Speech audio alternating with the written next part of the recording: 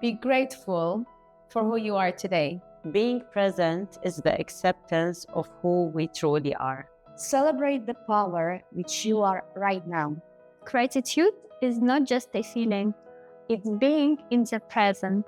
Our past forged our strength, but today, our choices define us. And we decide who we will be today. We strive, we yearn, we overcome, and we always achieve. Let's not hide our voices. We are not alone. Together, we rise. By embracing the present, we shape our future with kindness, generosity, and acceptance. That is our power, which makes everything possible.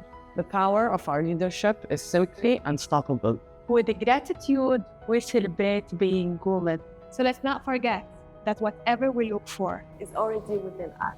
Happy International Women's Day.